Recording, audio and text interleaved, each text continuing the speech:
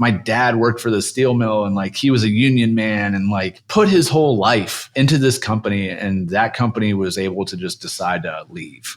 And he thought he was doing the least risky thing that you could ever possibly do, which is work for 27 years at a place and have, stability and all of that stuff. And like, I actually saw a quote recently about entrepreneurship, something along the lines of like, entrepreneurship has one of two outcomes. Either you quit before you're successful or you're successful.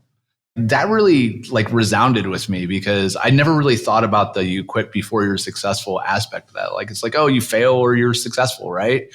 And like, I can think of every single company that I've ever helped that's came through BRITE, and they might not have had like the best business plan at the time, but if you can learn and you can pivot, like you can be successful in entrepreneurship. You just have to be able to take feedback, like take data, take feedback, and then make a decision. And you just keep iterating and you keep doing that. Let's discover what people are building in the greater Cleveland community. We are telling the stories of Northeast Ohio's entrepreneurs, builders, and those supporting them. Welcome to the Lay of the Land podcast, where we are exploring what people are building in Cleveland and throughout Northeast Ohio. I am your host, Jeffrey Stern, and today I had the real pleasure of speaking with Rick Stockburger, the CEO of BRITE. Located in the city of Warren, just outside of Youngstown in the Mahoning Valley, BRITE was founded in 2010 as a nonprofit focused on the acceleration of energy technology across Northeast Ohio. Since then, and under Rick's leadership, BRITE has helped over 600 companies, creating approximately 2,100 jobs and channeling over $250 million of investment into BRITE's network of companies. Providing signature startup programs, a networked ecosystem, and strategic presence to unleash the energy revolution across Ohio, Appalachia, and the Midwest writ large, BRITE serves a variety of clients providing solutions to today's challenges and defining tomorrow's opportunities across energy storage, grid resilience, and mobility and transportation. Rick comes to BRITE as a Northeast Ohio native, decorated combat veteran serving the U.S. over nearly 7 years in the early 2000s, as well as a kindred believer to myself in the power of storytelling, having spearheaded an award-winning Red, White, and Blueprints, a Rust Belt documentary, telling the stories of some of the most innovative initiatives, individuals, and ideas in the Rust Belt, from Detroit to Buffalo to Cleveland and beyond.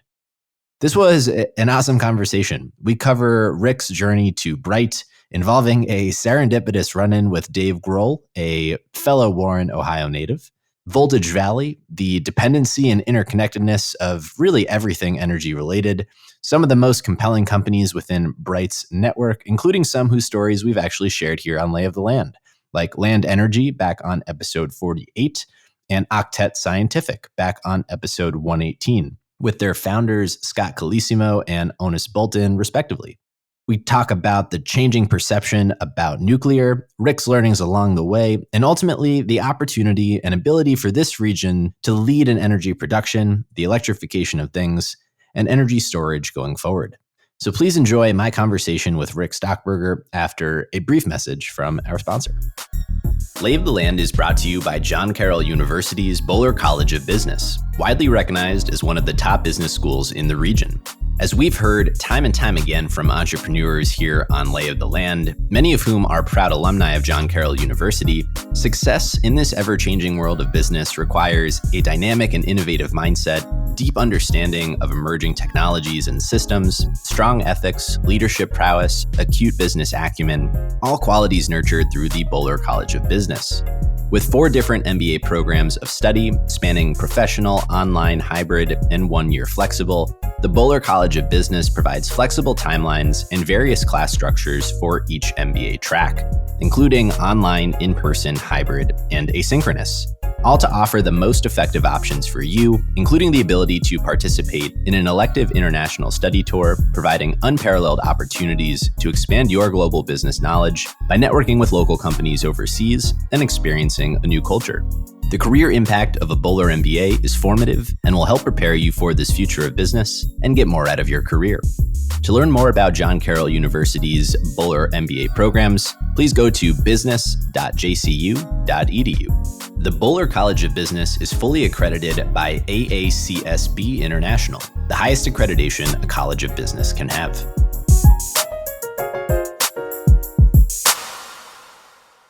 Before we get to energy and sustainability and electricity and all things BRITE, I wanted to start with something that I think we share in common around this belief that storytelling matters, and particularly in places here like Cleveland and throughout Northeast Ohio. My sense since coming to this region has been that perception may not reflect reality, kind of opposite as the old saying goes, because, my perception of what it is like here, having not been from here, it didn't map to my lived experience, seeing all these people every single day who are making things happen and building impactful businesses and products that matter at really kind of formidable scales, who could change this narrative, this perception of what it is like to be here. And so, kind of thinking about this discrepancy between perception and reality, I kind of honed in on that, this challenge that storytelling is at the heart of it. And we're just not telling enough of these stories to, I think, amplify what it looks like to build great and to inspire others who may be inclined to want to realize their own dreams via entrepreneurship. Yeah. And in many ways, that's kind of what Lay of the Land to me has become. So I have a feeling that resonates a bit. So I wanted to start there. If you take us back in time to the formative parts of your life as we make our way to BRITE, I believe you came to a similar understanding. And so I'd love to hear, how it is that you came to that realization. Yeah, man. I'm a Northeast Ohio native, so I am from Northeast Ohio, but I've always loved and been passionate about Cleveland. I'm the son of a steel worker. My father lost his job, when I was in high school, and our big debate as a family was, do we move to Indiana, to follow that job or stick around? And, I was very blessed that my family decided to stick around. And we did it for a couple of reasons, but thank God we did it, because first and foremost, that plant in Indiana shut down a year later, and we would have been in Indiana without any kind of safety net. But right. That's where it's at. And so as I went into the military and I gained a really large appreciation for the rest of the world, I was fortunate enough to be in places like Budapest and Germany and really experience the rest of the world, and not so nice places like Afghanistan and some others. I was really able to get kind of this global understanding of what was going on. And I got back from the Army in 2010. And one of the first things that happened to me specifically was Forbes came out with this article that said Cleveland was the most miserable city in the country. And it was just it didn't register right with me. I was just like, well, wait, why? What are we doing? How are we making these rankings, and why are we crapping on each other? This is just a weird thing that this national publication just decides this is the most miserable. So me being me, I'm like, hey, who wrote this? I'm going to send an email, right? And just be and I was an infantryman, so I'm kind of in for the fight, if you will. And so, I wrote, and I was just like, hey, I'm not mad. I'm just confused. Because I am not miserable.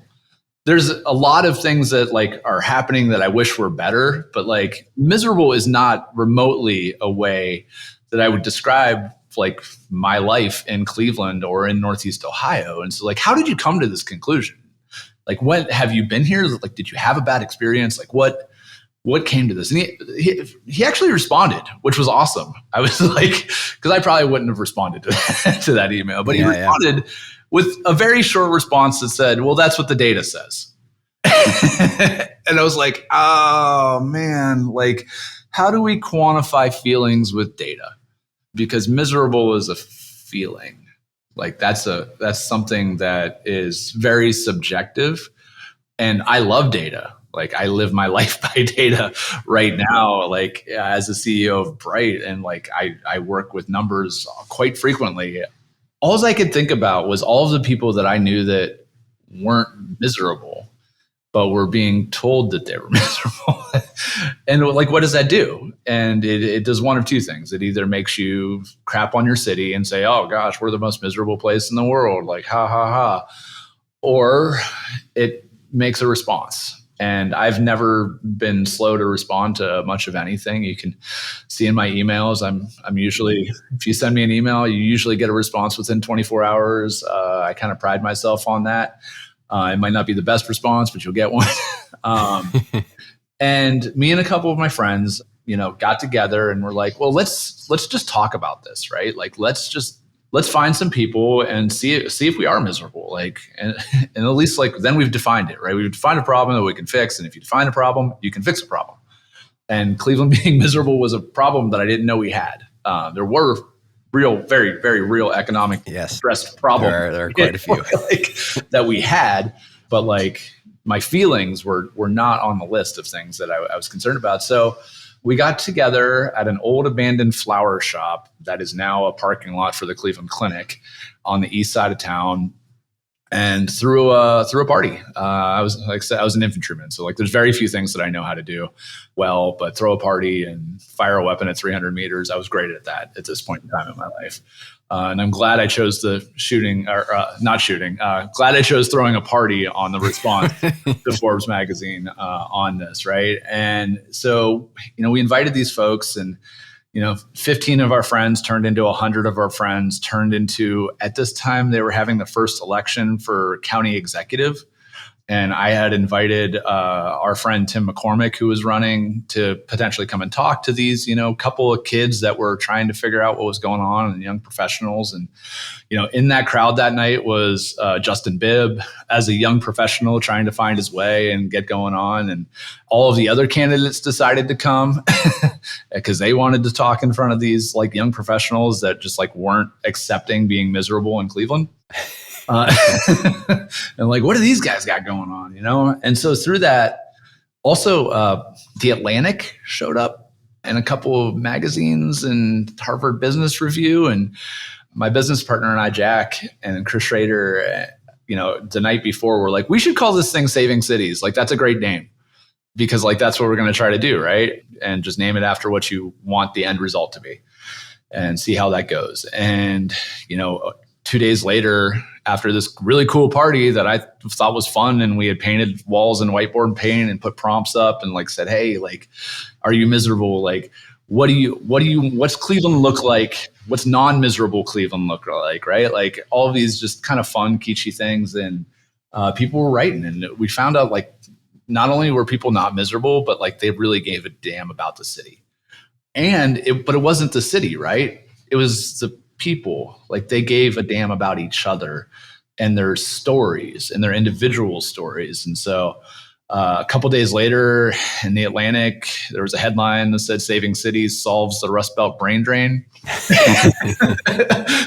which like, I was like, that's a bit much, but yeah, that's how we, started the company. And we realized that I had some audio background, and Jack and Chris got their degrees at Full Sail for video production, and said, let's shoot some movies. And we originally, when we went out and recorded Red, White, and Blueprints, which is a feature-length documentary focused on urban revitalization in the Rust Belt, we thought we were going to tell stories of cities, right? We went to St. Louis, which we consider the Hawaii of the Rust Belt. Just like geographically, it's really kind of out there. But like culturally, it's very similar to Detroit and Cleveland and Pittsburgh and Buffalo, which are the other cities that we went to. And just that kind of post-industrial Midwest. And so we thought we were going to like do these interviews, and people were going to tell us about like the history and how proud of they were of the cities. And what we found out is people were telling their stories of why they cared. And like the stories we tell ourselves about ourselves are the most impactful things that we can ever do when we care about a place. Like it really connects, because humans don't connect to a city.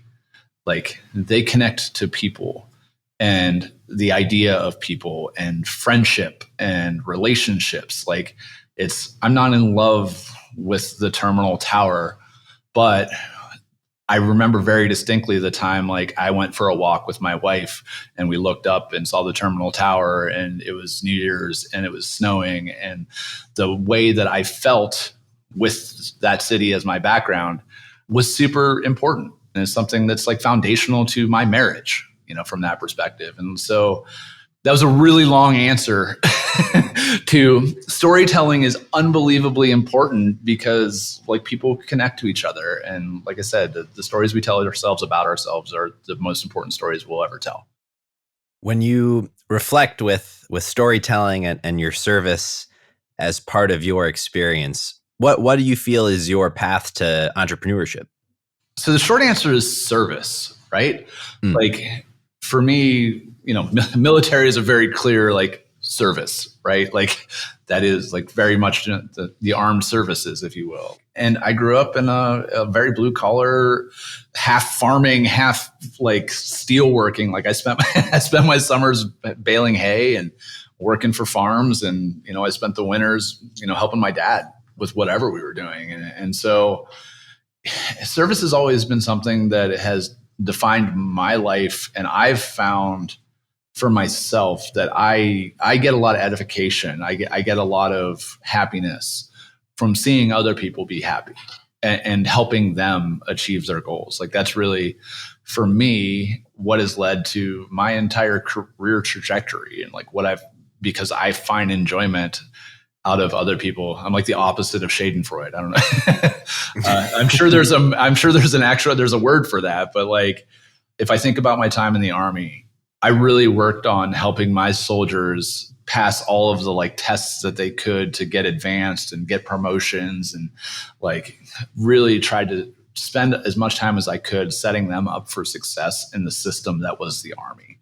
Like I just loved that part of it too. And hilariously, like some of my soldiers got promoted over me because I was spending so much time helping them do what they were supposed to do. And I just wasn't doing what I was supposed to be doing because like I wanted them to be successful. And so like, there's that first. And then secondarily with Saving Cities was very much like a service to the region, like being able to help people tell their stories was what we were doing. If you talk about some of the other stuff that I've done with mining, manufacturing, and equipment and others, like entrepreneurship and starting businesses at the end of the day is like, what tool can you give to somebody that makes their life better and they get it at a price that is, affordable for that trade-off. Like that's at the end of the day, like that's what we're selling, right? Like is that like every product has to make your life better in some definable, measurable way. And I call that service, whether it's clean energy or whether it's coal mining or anything. Like it really is. That's the justification for product development is service. And so that's why I've always loved it. And that's why I've always been like super engaged. And because when you speak something into existence, and that's what entrepreneurship is like, you're just like, I have this idea, blah. And then like at the end of it is like this thing that you get to like find out if it helps somebody. If you find out if it helps somebody by saying, this is the price for this, will you buy it? and then they do or they don't, and you get feedback and you get better and you try to make your service better, your product better, your system better. And so, that's what's exciting about like all of this is you're consistently putting yourself out there to better serve your customer, your constituent, whatever in that space. And it gives you a higher sense of self. With this unifying theme of service, how did that ultimately, coincide with BRITE and your path to it? And, tell us a little bit about what BRITE even is. Let's start with the path real quick because it's kind of fun. BRITE's fun. Like, don't get me wrong. I will tell you what BRITE is and you're going to be like, this is so fun. This is the most fun thing ever. But my path to BRITE is a little bit special too. So at the time I was running a consulting firm. So I was doing like some government affairs work, some business development work, some workforce work. Like I am insatiably curious if you haven't figured that out.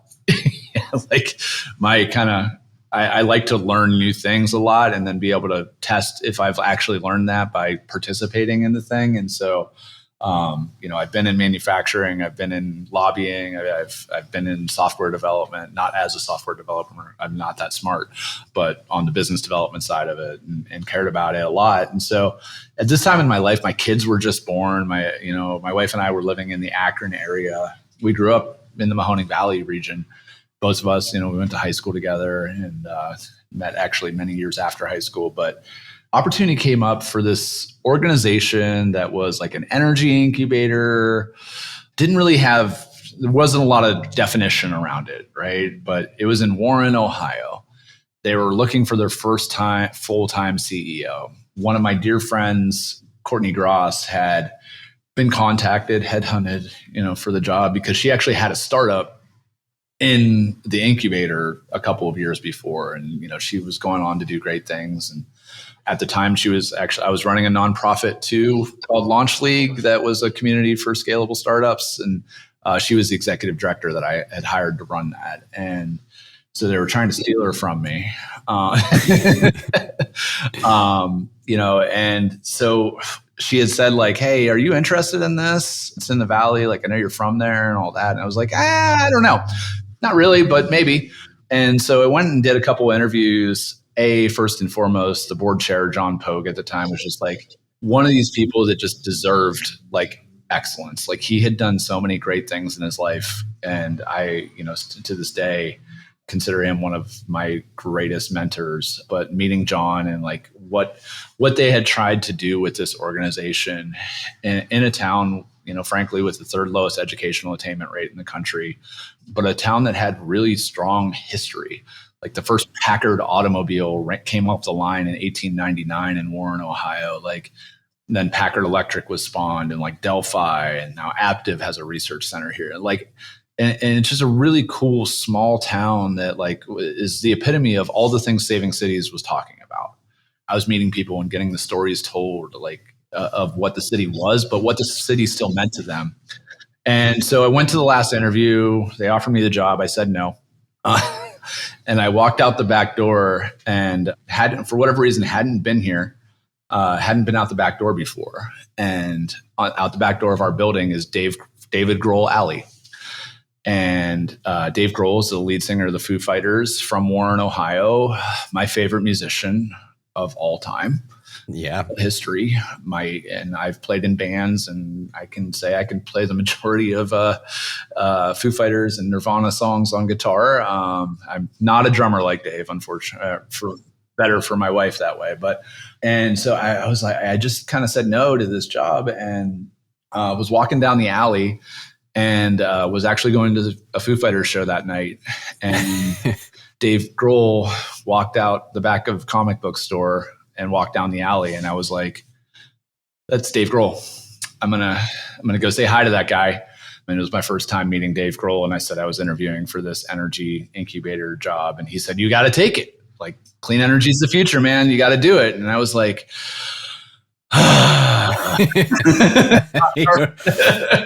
the world, that's amazing. The world has spoke. Yeah. So I kind of ran back in and was like, hey, I talked to my wife, like, we're going to do this. Also Dave Grohl. Yeah. And it is hands down the best career decision I've ever made. We've taken it from 1 employee to 20 employees to, working with 6 to 10 companies a year to we're over 100 now. And so to tell you what BRITE is, we're really an innovation-first ecosystem focused on transitioning to a clean energy economy. And how we do that is through programs, presence, and our ecosystem or network. And so we have startup programs that run all across the state of Ohio, totally free to startups to participate that are before a B round of funding. And those programs are run by Jing Lyon, who's just like an absolute rock star. We're really, really fortunate to be able to bring her on the team. And, some of the best things that we do is get companies ready for funding and get their first institutional capital. And so we've helped raise over $250 million of venture capital in clean energy in Ohio, which just I can see your face and these people can't see your face, but like that's absurd amount of money for clean energy in Ohio. And then to add on to that, it's been like less than 5% of that funding's come from Ohio. And so, we've built really a international investor syndicate that believes in what is happening in Ohio, because we have people that build really amazing things here, and they've been doing it, and their parents have been doing it, and their parents' parents have been doing it. And, if we're talking about the future of clean energy, like we got to build shit, man. It's hard tech. Like it is real technologies that are like going to be active on the grid and otherwise. And software is going to be a huge part of it. Don't get me wrong. Like everything is software enabled, obviously, but like we actually have to build things. Like wires and pipes are going to be unbelievably important to this energy transition. And guess what? We do in Ohio. Like we make a ton of wires and pipes. And so, we've, as an organization, have really been blessed to be able to surround ourselves with people that care about the story, people that care that, climate change is real, but also believe that we can create good jobs and we can create this amazing economy that includes everybody. When an economy is in transition, like you kind of have choices to make and you can choose how you build that. And, that's why we've, as an organization, have really focused on vehicle electrification, energy storage, and grid resiliency as kind of our 3 technology pillars, because we see the job creation potential that everybody can participate in this transition. But we also see the equity aspect that everybody can get equity in these companies right now and have an opportunity to start something new and be a part of this, because it's so like crazy what's happening right now. It's the Wild West, and where there's disruption, there's opportunity. And it is so critically important. And I think so many coinciding factors that kind of all stem from this idea that, Ohio is known for historically building things. and moving things. So like, and moving things. And one of my favorite, like, it's a super bizarre, like history quote, but like in the Civil War, the state of Ohio had more miles of railroad than the entire South combined.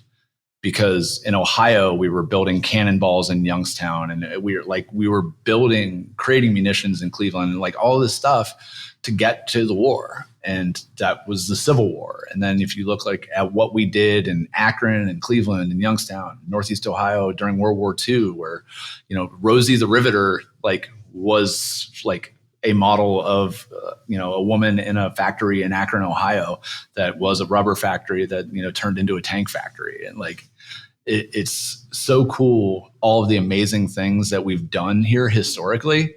And to know that we're on the cusp of yet another transition, and we are going to have to be creating new products. Like there's no place better in the world to do that. And I mean that. Like China can build as many battery factories as they want. They're not going to and dump as much money as they want. Like they're not going to innovate. Their time to market is not going to be as fast as what we can do here in Ohio. Mm. It reminds me of and I don't ask me how I remember this quote, but it always just resonated with me. There's this other fellow from the 1830s in Ohio, Caleb Atwater, who, and I'll probably butcher it, but something to the effect of Ohio's position in the nation is so peculiarly felicitous as to the soil and the nature and the climate and the general standing that it would be our own fault if we were not the most productive and happy place. I've never heard that, but I'm so grateful for that now.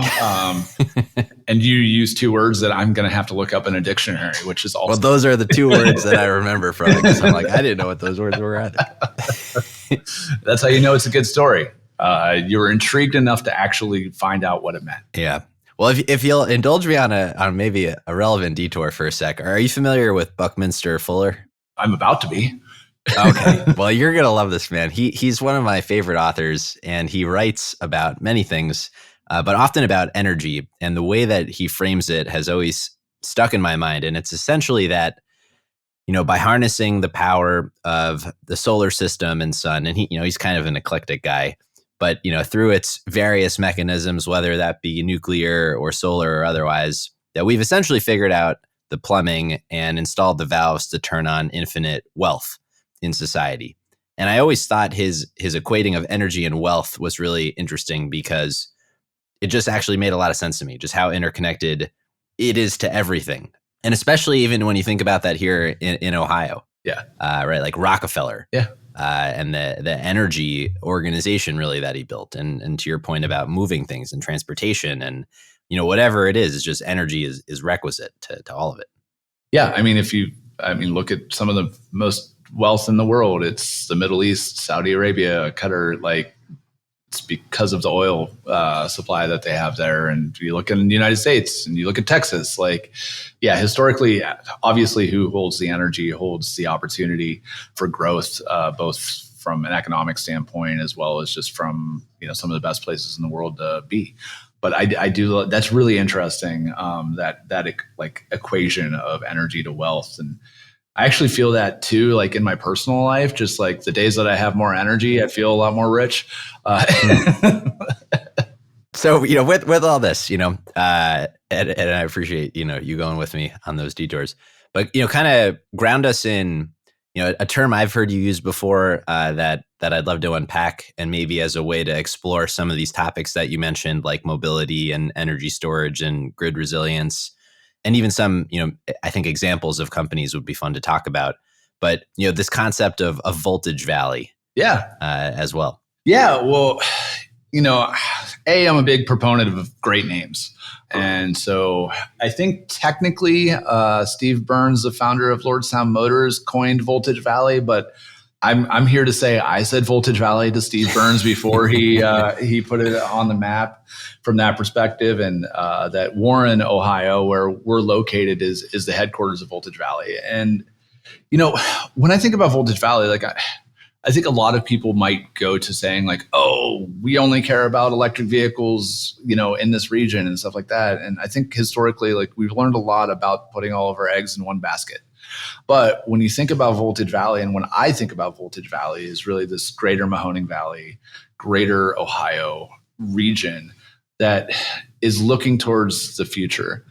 As we think about vehicle electrification from a like building standpoint, like from a creating it standpoint, like it is highly beneficial, and we're seeing this play out in real time, to GM and Ford and Tesla and all of these companies to create electric vehicles. Like it lowers the amount of things that you have to do to create an electric vehicle and jobs and all of that. So it lowers your CapEx and your OpEx to actually create the vehicle, which is, an important aspect of all of this that like a lot of people leave on the sidelines. Like you either care about climate change or you care about making money. And I've always been really confused by like all of these things have to be these weird false dichotomies, around this. Like you can create money and make the world a better place and vice versa from that perspective. So going back to Voltage Valley, like the Mahoning Valley got the first battery plant like in Ohio. And at the time it was a $2.3 billion investment, which was really, really big at the time. Now, if like Intel showed up and people were like, oh, this like little $2.3 billion thing in the Mahoning Valley, like, that'd be fine. But we've got Intel. And like, I'm here to say like that investment in a place that really deserved a good investment was so important. And so like BRITE's relationship with Altium has been amazing because they did all of their training in our facility here before the building was open. So we'd have 100 employees at a time learning Battery 101 right outside of our research lab, while in our research lab, like we would have kids from Second Baptist Church that Pastor Todd Johnson runs, and it's the oldest Black church in our community. And we'd have those youth group kids in our labs, and like they'd be learning about batteries too, and like look across and be like, hey, my dad's over there learning about batteries too. Like I'm like my dad. And like for me, going back to how we started this story of like my dad lost his job when I was in high school. Like I had no opportunity to do what my dad did. That was not a career path that I could possibly ever have. And places like Altium are giving kids in this area hope that they can stay here and have a good paying job and have benefits and all of these things that we talk about. And so if you look at that, and then you look at what's going on with Foxconn now and the Monarch tractor and some of the other opportunities that are coming into that plant, like this region, Voltage Valley, has a huge opportunity to be a leader in the nation, like we were with the steel mills and what we did at that time, and creating the products that the rest of the world loves and desires. And like, that's what Voltage Valley is about. Like, whether it's about electrification or not, I don't really care. Like, I want the Mahoning Valley and I want Northeast Ohio. And sometimes I want Pittsburgh. Sometimes I don't. Okay. But I want this region. I want these Rust Belt cities, if you will, these post-industrial Midwest cities to once again be creating things that the rest of the world wants and desires and is willing to buy.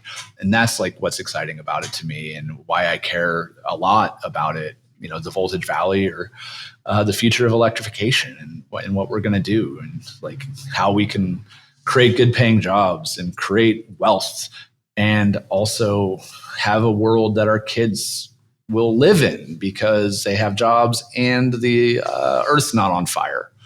So I think, you know, as Americans, it's our obligation to walk and chew gum and to try to do this right. And that's, I think, one of the things that's helped BRITE stand out nationally with our counterparts is, you know, we only help companies that A, products are going to reduce carbon, and B, are going to be real companies that have financial viability in the market. If it's not both, like, we can't help you, because if it doesn't have financial viability in the market, there's only going to be so much money in the IRA that's going to prop your company up for, you know, a couple of years. And if you haven't figured it out, like, all those people are not going to have a job that you hired. And like all these bad things happen that we've seen happen here in the Mahoning Valley and in Cleveland and in these places. And so, you know, we have to build sustainable companies while building sustainable products for a sustainable earth. And when you think about, you know, BRITE's role specifically to play in this transition, in this evolution of what, you know, I think you would like for us to become, how do you think about what BRITE's role is and measuring, you know, the impact and the outcomes? You know, right now our KPIs are based around venture capital investment and jobs created. Like, that's what we're measured on by our funders.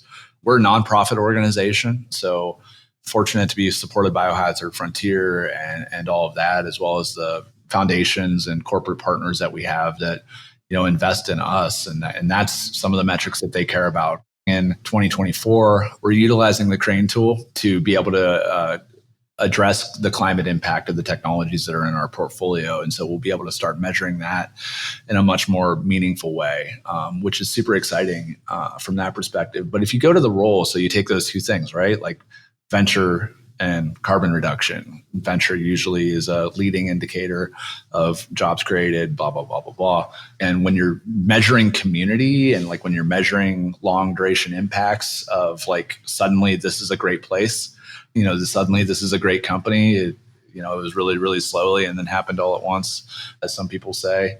You know, you got to find those leading indicators from that perspective. And so venture is certainly a leading indicator, and then, you know, having community impact. And so BRITE sees ourselves as an ecosystem. You know, for startup companies to be successful, what do they need? They need capital, they need customers.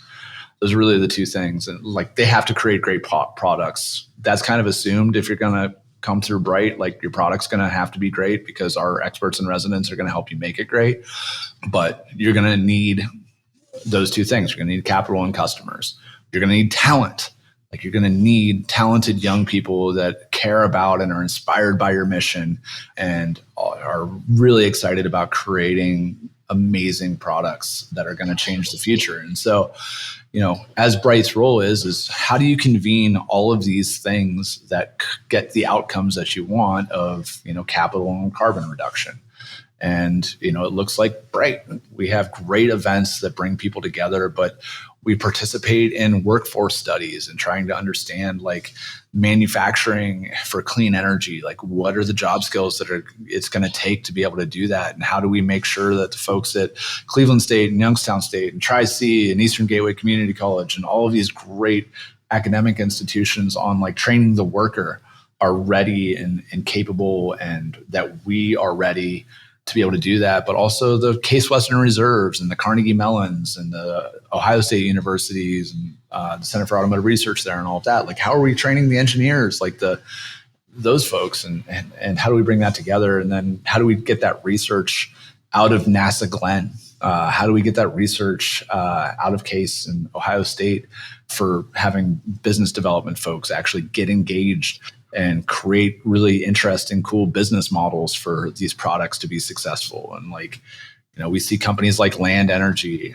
and one of the coolest things they're doing is like, really their bike is just a vehicle for a battery.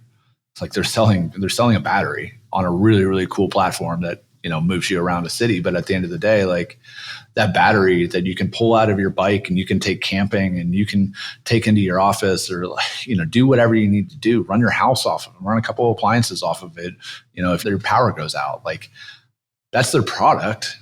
Yeah. And that's pretty cool. It's very cool. And for, actually just I'll pull on the plug for Scott. I think I'm going to get the number wrong, but I think he told his own story on Lay the Land back on episode 48. Nice. Worth checking out because it's amazing. Yeah, Land is a proud BRITE portfolio company, and we've been so fortunate to be able to support Scott and the team through their entire growth process. And so it's been a lot of fun. But companies like Land, Octet Scientific is like just another really cool. Onus Bolton and Emily and the team, and like they're doing such cool stuff because like and such Cleveland stuff, right? Like I don't know if you know anything about Octet, but absolutely, he came on to talk on 118. Oh my gosh! Like apparently you've already done all of my talking points. I'm just gonna be like, these people are great, and you're gonna be like, yeah, I already talked to them. Like, all right, cool. But they're fantastic. Yeah, it's really incredible. Yeah. Okay, Tony Frazone from Czar Power. Have you talked to Tony yet? No, but I should. My man. All right. So Tony is amazing. So Tony and I are both Afghan war veterans, and Tony came up with this idea. So he was an engineer, and he was like, man, like the U.S. war machine is just like built on diesel. Like that's all we do is just transfer fuel all around the country. And guess what? The only time like we ever get hurt or killed is when we're doing fuel convoys all around these countries, because like that's, that we're going to drive down the road very regularly to transfer fuel so we can run our Humvees and so we can run our bases and like all of this stuff. And he's like, there's this nuclear reactor in the sky that could totally power the American war machine. Like, how do we use that? And like, what are the things that are in the way? And Tony's co-founder, Nelson, was getting his doctorate at MIT and came up with this idea of just like, how can we more easily route electrons? And one of the things that we run into is like all of the stuff that it takes to like put solar on your house or solar in the field. And like, so you're capturing the electrons through that or creating them. And then you have to take them and they go into a box, but that box is technically an inverter because you're going DC to AC, blah, blah, blah, blah, blah, blah, blah, like all this stuff.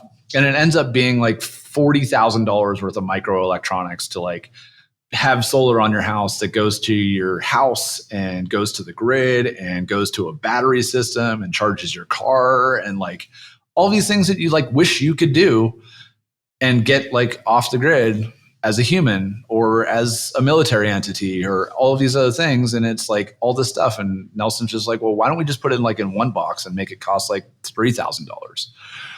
Because that would really move this whole energy transition forward faster, right? And like that's what they did. And so like it's so cool, and like the work that they're doing and the story that you tell, and like that's one of the things that I find a lot kind of in the national ecosystem or otherwise. And Tony does an amazing job of it. Tony's a conservative. Tony's a big army dude that's like guns, like and going around and talking about how important this clean energy transition is because of fiscal responsibility and because of energy resiliency and because of energy independence and like all of these things that conservatives really, really care about deeply, like is fundamental to a conservative perspective. It matters how you tell stories. And so if you go to a conservative group of Republican Congress people and you're like, hey, climate change is like the worst thing ever and your kids aren't going to be around and blah, blah, blah, blah, blah, you need to give us money. Like they're going to be like, no, I don't need to do that. I don't even know if what you said is real. Or I think the line now is more like, I don't know if humans can have an impact on climate change the way that like we need to, or if it's just something that is happening to us. Like that's, I think, more the conservative bend right now is like climate change is real, but like we're not sure if we actually can affect that or if that's just something that happens in cycles as it does. And I don't know that I have 100% answer against that, but either way, like that's what they'll say.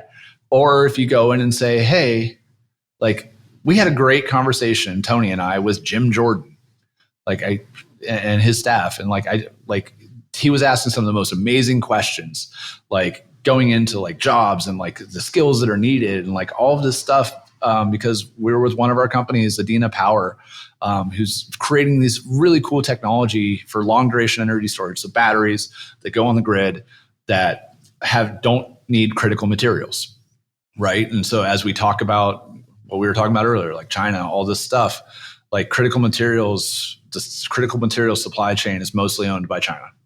That's an issue. And we mostly look the other way about how we're mining lithium and zinc and like all of this stuff to get our electric vehicles.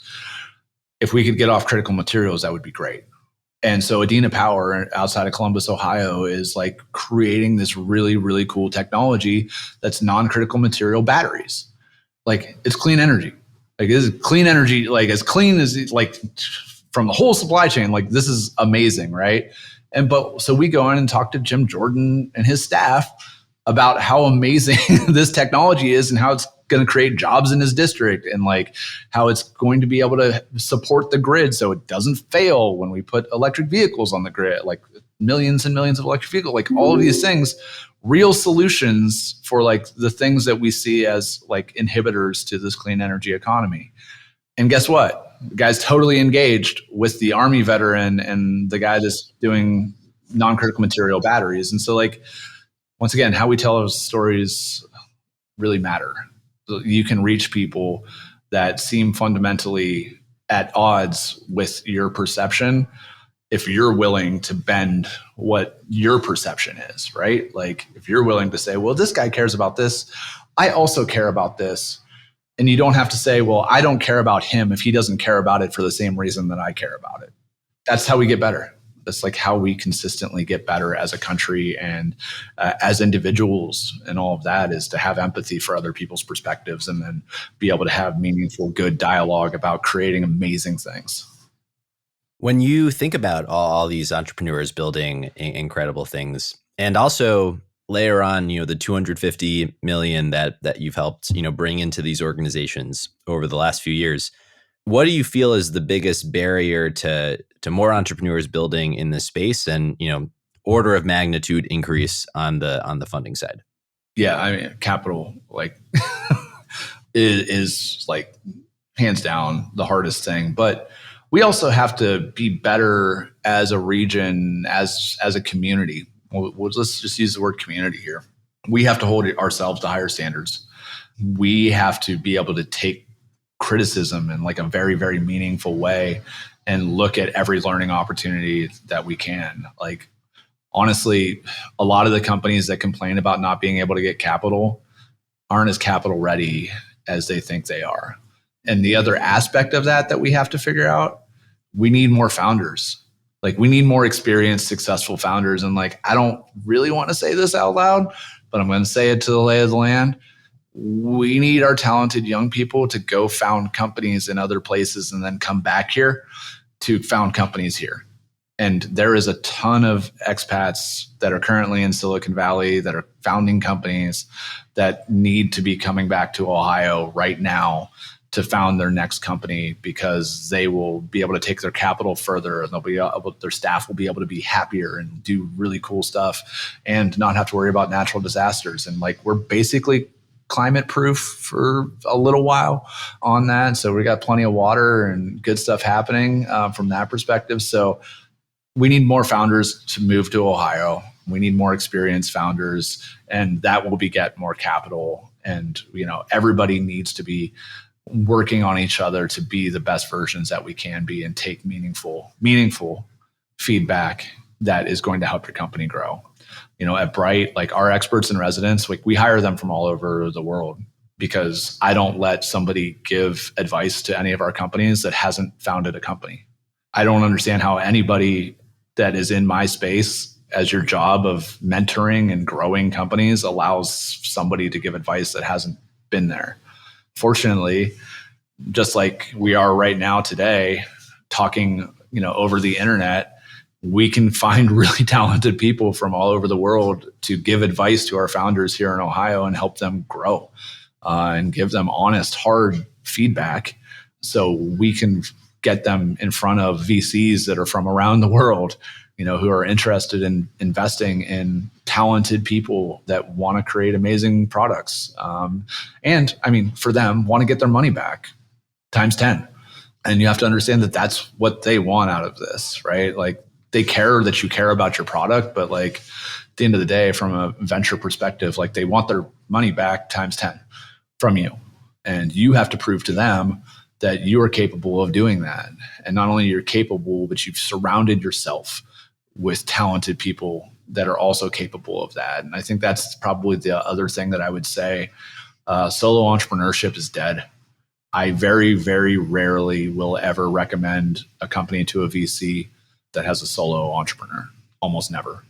Because like, as we talk about the ecosystem and the community of BRITE, and like how we're able to have universities and corporate partners and all of this, like creating an ecosystem to help, our companies thrive. Like, a company is a micro ecosystem. And I haven't met anybody that knows how to create an amazing product and knows the science behind it and can create a viable business plan through that, and can relay that business plan to a customer, to 1,000 customers. Like, it's certainly sufficiently more difficult. Yeah. And like, the other aspect of just like, understand that 100% of zero is zero.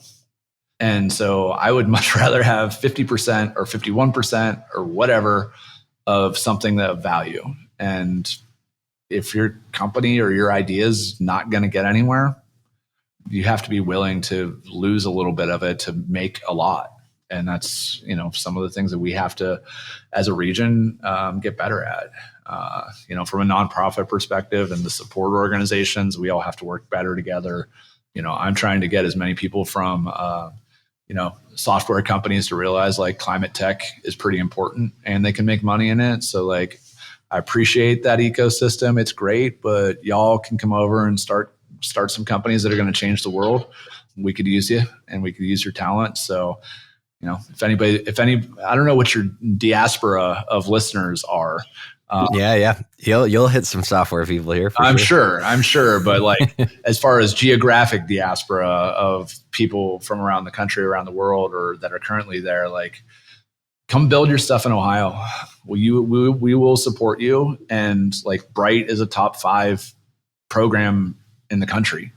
Like, we compete with LACI in Los Angeles and Greentown Labs in Boston and Elemental Accelerator in New York. Like, we compete and oftentimes beat them, most times actually, from that perspective. So like, get your ass back to Ohio, build awesome stuff. And we're here to support you and tell your story and cheer for you. Like, that's, I don't know what more you could want.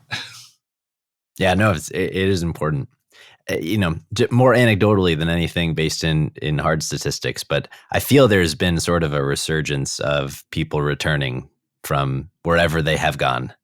Yeah, I was quoted a while ago in some national media on a very true statement that I would like to correct. overall. So the quote was our greatest export for the last 20 years has been talented young people. That's what I believe it was the New York Times or the Washington Post quoted me as saying. It was the Times, which has some readership, I hear. Maybe, yeah.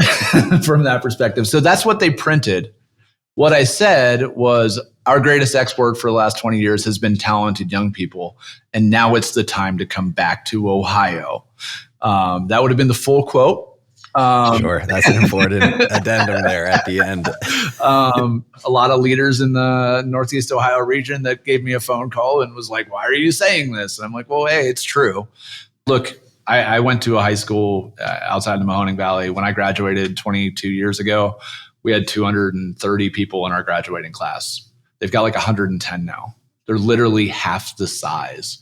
And part of that is because everybody told my generation, you've got to go get a college degree and go somewhere. And we all got college degrees and realized there wasn't any jobs for college educated people where we grew up.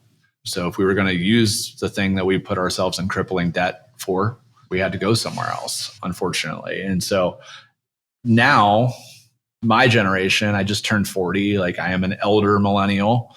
I believe that's what they call us. I like Xennial because like I feel a lot more akin to Generation X. I'm a little more grumpy than your average millennial. I think that's the difference. Now I think we're all far enough in our careers in many ways to like actually make meaningful decisions about our future. We don't have to go to wherever the job is. Like now we can go to wherever we're happy. And I can say this unequivocally as, you know, a father of two and a husband that there's no place I'd rather raise my kids than Northeast Ohio. And I think there's a lot of people that are going through that right now that are looking at their taxes and they're looking at, you know, everything that like they have to do to survive in other places and how much that costs. I'm here chilling in Northeast Ohio, like loving my community and enjoying my kids' games and like being a good dad, being a good husband, and also working and being passionate about what I do and like loving going to work every day. Like I'm one of those people like on Sunday night, I'm like, I can't wait to get at it. Like, you know, tomorrow's going to be a good day and this is going to be a great week. And I get to do that here. I've lived a lot of other places and I've drugged myself through a lot of days to get to the weekend or to get to, you know, wherever I thought I wanted to be. And, you know, I'm just realizing now that, you know, this is where I want to be. And this is where I want my kids to grow up and I want my kids to have opportunities. And like going back to it, like that's what the Voltage Valley is about. Like that's what Cleveland can be, is a place that, you know, I'm still watching Browns games with my kids in 40 years. And hopefully we have a Super Bowl by then. Yeah, hopefully. Well, as you reflect on this whole journey overall, one thing I've heard you talk about before, and I just appreciated your perspective on both of them. So I'd love if you could, you know, unpack them and share a bit, but just your thinking on risk and on the importance of asking for help. Oh man, you're going deep into the archives here. Yeah, that's fun. So a quick fun story about that risk video that I think you might have found on YouTube. Yes. I had just gotten out of the hospital that morning with mono.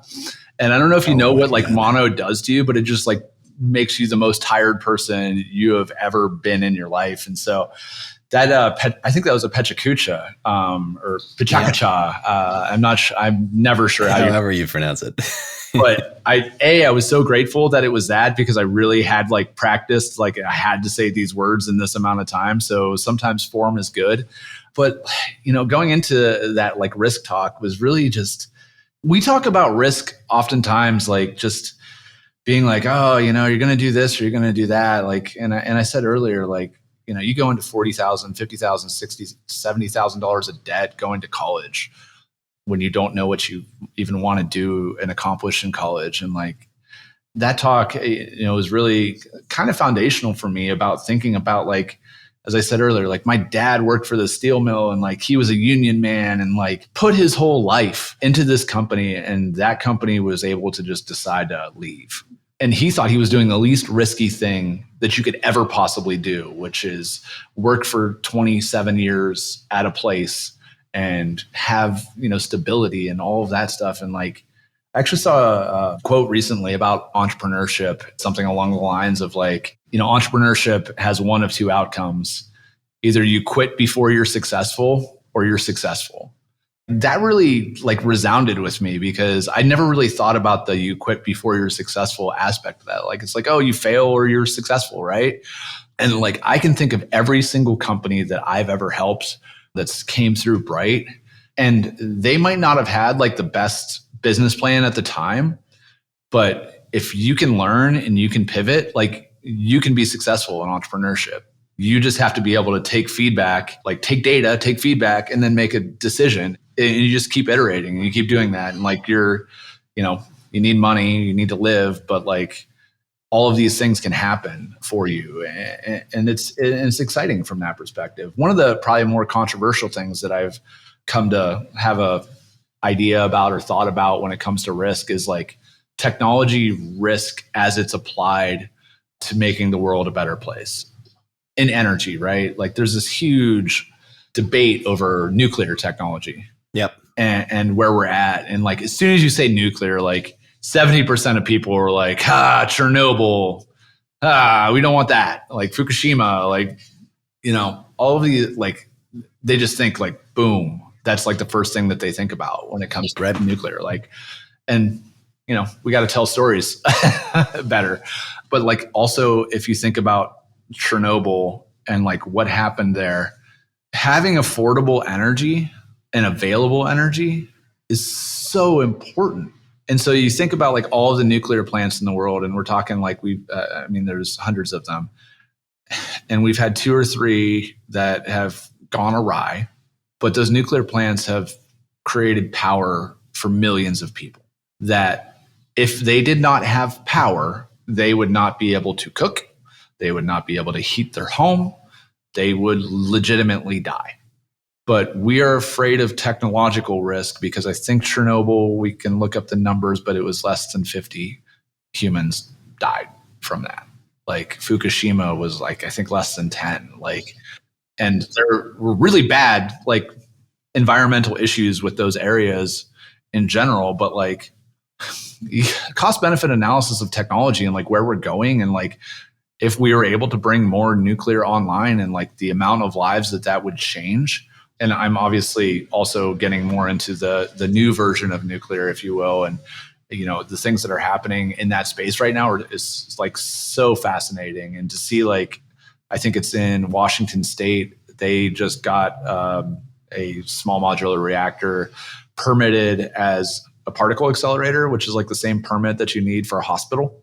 And so what a lot of people are saying right now when it comes to nuclear and the risk with nuclear and all of that is like, we've only got one nuclear plant permitted in the last 30 years, and it took 30 years to get it permitted. This one is potentially going to be delivering power for Microsoft in less than 6 years. Oh my gosh. Yeah. But there's still people that want to push back on any of that permitting because they're like, oh, it could explode. And I'm like, yeah, it could. Also, the world could catch on fire.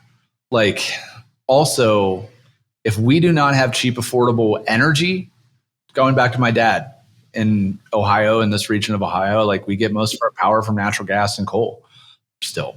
If you increase my dad's electric bill by $10 a month, my dad has to skip a lunch. Like legit. Like he is on a pension that he literally like budgets to the dollar of what he's allowed to spend every month.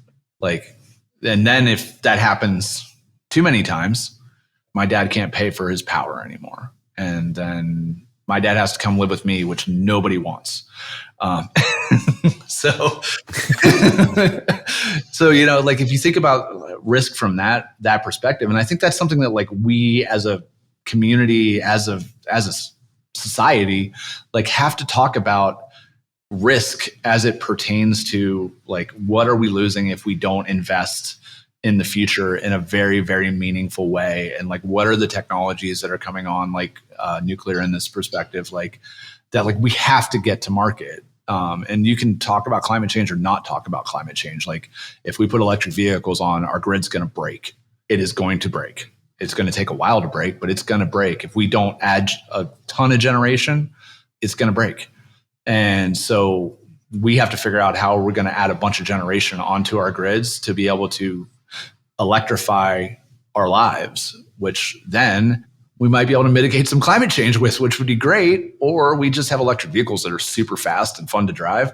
That's what I like about mine. Like it also gets me from A to B, and it's way cheaper on fuel and all of that stuff. Like, and I don't have to worry about an oil change that I always missed in my internal combustion engine. And I will tell you, I ran out of gas more times than I've ever ran out of electric in my car. From that perspective too. So like range anxiety is a real thing when you're driving the car that I was driving. So sorry, that was my really, really long rant on risk. I appreciate it though. Yeah, sorry. I can tend to be a bit loquacious, which is good in this format, you know, from that perspective. So the other thing you asked me about was help. And yes. And at least I have a decent memory about the questions that you asked, but you know, as I mentioned earlier, I'm a combat veteran, still suffer from post-traumatic stress disorder. You know, that happens like when your job is to kill people and to be in combat. And it is a time in my life that I still think about a lot. And I think about, you know, my kids and the future and like all of that. But, you know, for me, my life changed when I had kids. And when I realized like, oh my gosh, I have to get my shit together, because like there's these little people that rely on me. And I am saying this message overall of like, don't wait for that. Like actually, you know, you should be and could be asking for help like at any point in your life that you need it. You don't have to have some existential dread of like, oh my gosh, if I'm not awesome for my kids are not going to be awesome. And if my kids aren't awesome, like I'm not going to be able to, like, I will never be able to forgive myself from that perspective. And like, how do you be a good dad? And so, you know, when it comes to entrepreneurship, when it comes to your mental health, all of these things that you could have going on, there's so many resources that are available. And more importantly, like going back to storytelling or whatever is like people, like screw resources. Like there's people like willing to help that have been in the situation that you're in. Like I've also found in my elder millennial years that like, there isn't much going on that like somebody else hasn't dealt with before. You can talk about my post-traumatic stress disorder. You can talk about postpartum depression. You can talk about just anxiety about like the existential dread of the world. It can be a lot. And it doesn't matter like that I came about mine because of combat situations and somebody else came about theirs because like the world's scary. And we spent 3 years, like in our apartments or somewhere not being able to communicate and have human interactions. And like that can do things to your brain that sucks. You know, I just think it's unbelievably important that you are capable and willing to ask for help and connect with other people that, you know, care about you, because like that, there's always somebody on that list. And for me, like, honestly, like I've gone through a transformation in the last year of my life. Like, I don't know if it's the dread of turning 40 that happened in October of 2023. But, you know, in 2022, I tore my Achilles tendon, not doing anything, like literally walking into a concert. Wasn't running a marathon, wasn't like doing anything awesome. Like I just tore my Achilles walking. And gave me a huge appreciation for like American Disability Act and like accessibility into buildings and all of that stuff. Because like, when you can't walk, like you're like, wow, this world is hard. And from that perspective, but like also just like, I totally went into a depression of just like, I don't know that I can do anything. Like I couldn't walk and I hurt myself. And then I ballooned up to almost 300 pounds, like eating and not doing anything with my life. And then I realized I was turning 40 and I'm like, oh my gosh, I hear when you turn 40, like your everything hurts all the time.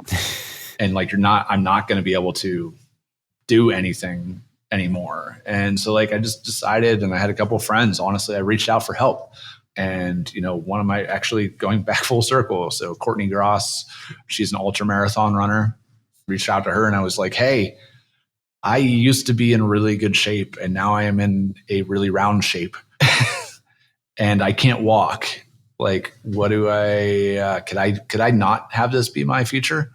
And, she helped me work through a plan. And I spent the first 3 or 4 months of 2023 walking on a treadmill and like trying to get my life together. And in October of 2023, I ran a half marathon at a 9.5 minute pace, was down to 225 pounds. May of 2024, I'll be running the Cleveland Marathon and super excited for that. And I'll be doing that's awesome. A half Ironman in the summer of 2024 in Sandusky. And once again, it's just a testament to, if you recognize that there's a problem in your life, there's somebody out there that'll help you and that'll take time out of their day to get you on the right track. And so I'm fortunate that I have an amazing wife who always reminds me how much I'm messed up.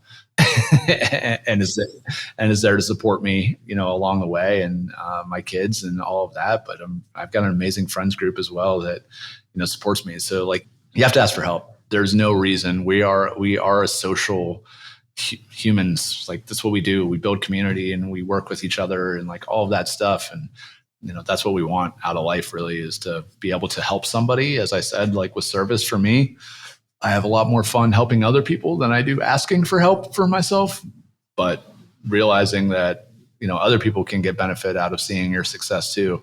And you don't want to take that away from them, is something that I think is important to realize too. Well, thank you for sharing that. Yeah.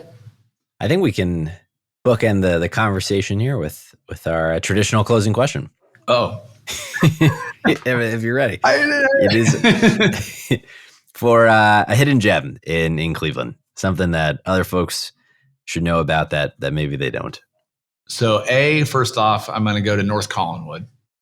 I spent a lot of time in North Collinwood during the Saving Cities days. I mentioned, my wife and I being able to walk and seeing Terminal Tower and that, but honestly, one of my favorite pictures of my wife and I is in North Collinwood during the Waterloo Arts Festival. Yeah. You might have been asking that question, like asking for a place that like you got to go and check out. But like, once again, like it's about the people and the things totally. and people that you can meet. And I think North Collinwood is one of those communities that is so unique, has really cool history. Like I Beachland Ballroom and like the Kaboom sign, like right next to that, where Danny Green. Do you know this story? Mm-mm. Okay, so gem of Cleveland. Here we go. Perfect. So there was a time in the 1970s where Cleveland was known as Bombtown, USA. There's a movie called To Kill the Irishman about Danny Green, who lived in North Collinwood. And that Kaboom sign on the side of Beachland Ballroom right there on Waterloo, Danny was in an upstairs apartment in his bathtub, and somebody ran a car into the apartment building and set off a car bomb. Oh my God. In that to kill him. This did not kill him, by the way, because Clevelanders are badass. But so that's why that Kaboom sign is there, because of Danny Green. But you have to look up, at least watch the movie To Kill an Irishman, but really cool mob, not really mob, like just history of Cleveland and some of the like cool things, interesting things. I don't know if car bombs are cool, but just like an interesting, fun story that, Danny was this guy that just like, handed out turkeys in the community, was the union president of the longshoremen, and, also maybe ran organized crime syndicate. So fun fact, go to North Collinwood, check out Waterloo Road, get a show at Beachland Ballroom, and check out the Waterloo Arts Festival. Yeah, that's a perfect hidden gem. Well, Rick, I just want to thank you for coming on and sharing your story and your thoughts and reflections. Awesome. Well, I appreciate you. And most importantly, like, as we started this out, like, keep helping people tell their stories. It's one of the best things that we can do. And people fall in love with people, not necessarily with places. They have experiences with people in places that make the places special. And so thanks for, putting this together and having this podcast that reaches so many people to fall in love with Cleveland and all the great things that are going on. I appreciate that. If people had anything that they wanted to follow up with you about, what's the best way to get in touch? Rick@brite.org. BRITE.org. Perfect. Well, thank you again. Awesome, man. That's all for this week. Thank you for listening. We'd love to hear your thoughts on today's show. So if you have any feedback, please send over an email to jeffrey@layoftheland.fm or find us on Twitter @podlayoftheland or @sternjefe, JEFE. If you or someone you know would make a good guest for our show, please reach out as well and let us know. And if you enjoy the podcast, please subscribe and leave a review on iTunes or on your preferred podcast player. Your support goes a long way to help us spread the word and continue to bring the Cleveland founders and builders we love having on the show. We'll be back here next week at the same time to map more of the land. The Lay of the Land podcast was developed in collaboration with the Up Company LLC. At the time of this recording, unless otherwise indicated, we do not own equity or other financial interests in the company which appear on this show. All opinions expressed by podcast participants are solely their own and do not reflect the opinions of any entity which employs us. This podcast is for informational purposes only and should not be relied upon as a basis for investment decisions. Thank you for listening, and we'll talk to you next week.